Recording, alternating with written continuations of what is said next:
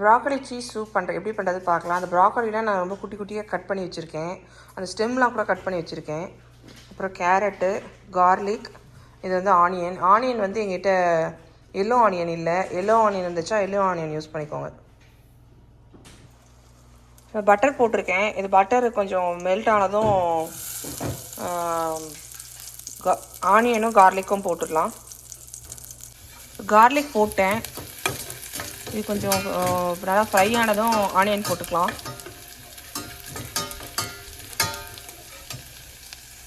வெங்காயம் போட்டுட்டேன். அது நல்லா ஃப்ரை ஆகிடுச்சு.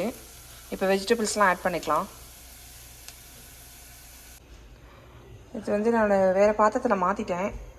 இதில் வந்து வெஜிடபிள்ஸ் போட்டுட்டு 4 கப்பு தண்ணி ஊற்றிருக்கேன்.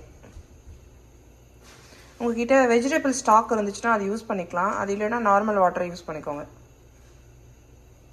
நல்லா வெஜிடபிள் நல்லா பாயில் ஆகிடுச்சு. இது வந்து இந்த வெஜிடபிள் ஸ்மாஷ் இருக்கும்ல, அதை வச்சு நல்லா ஸ்மாஷ் பண்ணி விட்டுக்கோங்க. நான் ஸ்மாஷ் பண்ணிட்டேன். இப்போ வந்து 4 ஸ்பூன் ஆல் பர்பஸ் ஃப்ளார் விடணும். அதில் அதை கரைச்சி வச்சுருக்கேன். அதை கரைச்சி ஊற்றிட்டேன். ஸோ அதை விட்டால் நல்லா திக் கன்சிஸ்டன்சி வரும். ப்ளஸ் வந்து நீங்கள் வந்து ஆஃப் அண்ட் ஆஃப் இருந்துச்சுன்னா அதையும் ஊற்றிக்கலாம். ஸோ இதில் கொஞ்சம் மில்க் ஊற்றிக்கோங்க. மில்க்கு ப்ளஸ் மில்க்கோ இல்லை க்ரீமோ இல்லை ஆஃப் அண்ட் ஆஃப் எதுவாக இருந்தாலும் ஊற்றிக்கலாம். அது வந்து நல்லா ரிச் ஃப்ளேவர் கொடுக்கும். அதுக்காக தான் ஊற்றுறோம். மில்க் ஊற்றினதுக்கப்புறம் ஹை ஹீட்டில் இருக்கக்கூடாது, லோவில் வச்சுக்கணும்.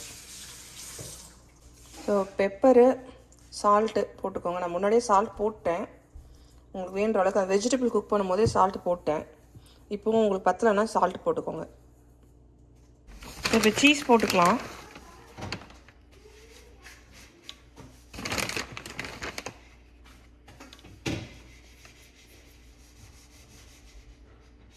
ஸோ சூப் ரெடி ஆகிடுச்சு.